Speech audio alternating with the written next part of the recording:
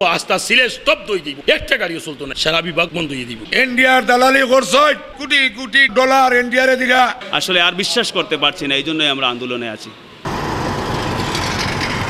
আমরা একই দাবি, আমার সিলেটর খুয়ারি কুলিয়া দেওয়া হোক, খুয়ারি কুললে আমার শ্রমিক বাঁচবো, শ্রমিক বাঁচলে সিলেট বাঁচবো, সিলেট বাঁচলে দেশ বাঁচবো। আজ সকাল 6টা থেকে আগামীকাল সকাল 6টা পর্যন্ত আমরা কর্মবিরতি চলবে। ট্রাক পিক আপ খাবার ভ্যান চলবে। যদি খালকুড়ি ভিতরে কোনো সমাধান নাই তাহলে সিএনজি, ইমালেগুনা, bus, mini bus, coach micro bus, truck সহ আস্থা সিলে স্তব্ধ হয়ে দিব, একটা গাড়িও চলতো না ইনশাল্লাহ, সারা বিভাগ বন্ধ হয়ে দিব। এই ডিসি সাহেব ইন্ডিয়ার দালালি করছে, আজ কোটি কোটি টাকা ডলার ইন্ডিয়ারে দিরা। আর আমরা বিগত দিন দেখছি কুলাউড়ো ইয়া গিয়া ভাই ইন্ডিয়ার পাত্তর ঢুকছে, আমার দেশের পাত্তর। আমি নিজে গাড়ি চালাইয়া নিয়ে পাত্তর দিয়েছি কুলাউড়া। ইন্ডিয়ায় আমরার কাছ থেকে পাত্তর নিচে। আর বর্তমানে এখন এই ইন্ডিয়ায় এই যে আগর বয়াইয়া রাখছিল যা ধারে ওখানেও বয়াইল। আমরা দুঃখ সুখে উন্তো এই দেশও উনার কেউ জায়গা নাই। আশা করি দীর্ঘদিন হইল বুঝছেন এই দেশের রাজনীতিবিদ হলে। ডিসি মহোদয় এই কর্মসূচির পূর্বে আমাদের সভাপতি মহোদয়ের সাথে বলেছিলেন, তিনি যে আশ্বস্ত দিয়েছিলেন, এই আশ্বস্ত আমরা আসলে একটি কর্মসূচি একদম মাঠ পর্যায়ে তখনই যায় যখন কোনো আলোচনার সুযোগ আর থাকে না। উনি বলছেন এটি আবার উনি আলোচনা করবেন বা এরকম একটি আসে, এতে আমরা আসলে আর বিশ্বাস করতে পারছি না, এই জন্যই আমরা আন্দোলনে আছি। এসিলেন টিওনো থারা আমরা ট্রাক বন্ধ করিয়া গাঙ্গে দি মাল দিলাই।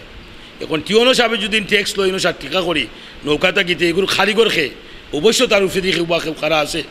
লাস্ট পর্যন্ত দেখা যায় ডিসি সাহেবে, আমরা সিলেটের ডিসি সাহেবে আমরা গাড়ি জাফলং থেকে মাল লইয়ায় দাসপাড়া নামক গাড়িখান একটাইয়া মাল লামাইয়া তুইয়া দেয় কি বাদর দিনই মালটার মিলে না।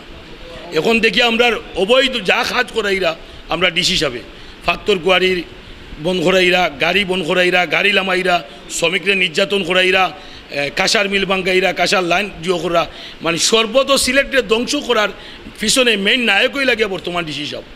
আমরা এগুলো দেখি আমরা পাগল হয়ে গেছি, আমরা কিতা করতাম।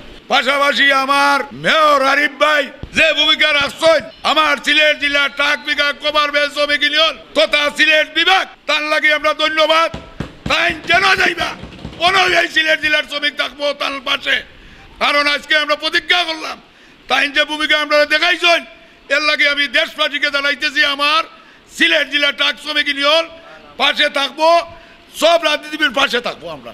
আর পাশাপাশি আরিফ ভাই যে কোনো সময় যে কোনো ডাক ডাকলে যে জায়গায় তাই মাঠই আমরা রাত দিচ্ছেন তার পাশে থাকবো আমরা।